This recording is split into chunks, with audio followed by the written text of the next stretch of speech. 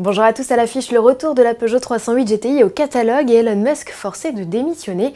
Avant cela, retour sur la parade des 120 ans du mondial de l'automobile à laquelle nous avons participé en Seat 600D.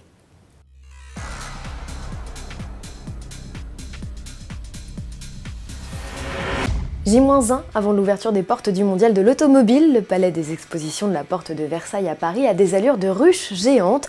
Jour et nuit, menuisiers, électriciens ou encore décorateurs se relaient pour monter des stands. Le 2 octobre, à 6h30, tapante, tout doit être prêt pour accueillir les journalistes. Il y en avait plus de 10 000 accrédités en 2016. En attendant le jour J, visiteurs et personnalités de la presse étaient invités place de la Concorde.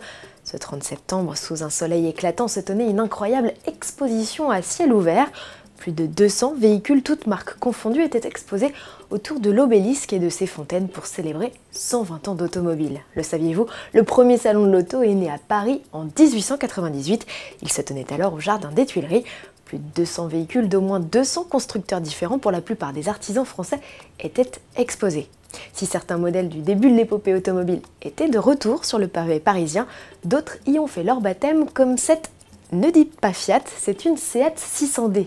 Ce modèle, construit sous licence, a permis à l'automobile de se démocratiser en Espagne, un modèle qui a de plus en plus la cote chez nous, comme nous l'explique Sébastien Guigue, le patron de Seat France. Ça se conduit très bien, c'est un 4 cylindres en ligne de presque 800 cm3, 26 chevaux.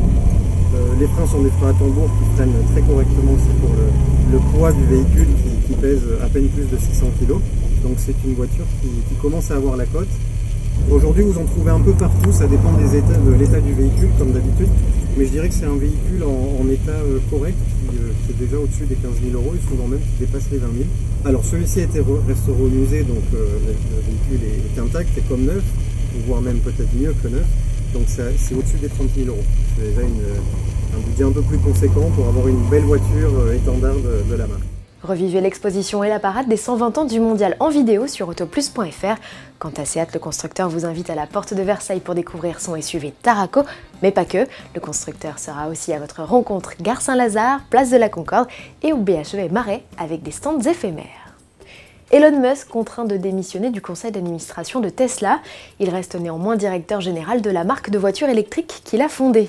Cette décision a été prise à la suite d'un tweet trompeur où il évoquait le retrait de Tesla de la bourse.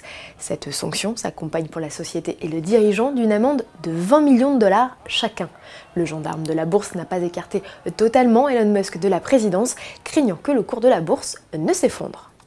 On termine avec une nouveauté française, la 308 GTI. La bombinette Peugeot fait son retour au catalogue après quelques mois d'absence. La raison, la mise aux normes de son 1.6 Litre PureTech. Il gagne un filtre à particules et perd 7 chevaux. La 308 GTI n'affiche plus que 263 chevaux, mais ses perfs sont inchangés avec un 0 à 100 toujours exécuté en 6 secondes, malgré, notons-le, 110 kg de plus sur la balance. En plus d'une mise à jour technique, la sportive gagne une nouvelle tenue en option. La coupe franche est désormais disponible en noir et blanc nacré. Du côté des tarifs, il grimpe très légèrement, plus 200 €. La Peugeot 308 GTI Paille Peugeot Sport est affichée à 38 900 €. Le coup dur vient du malus avec des émissions en hausse.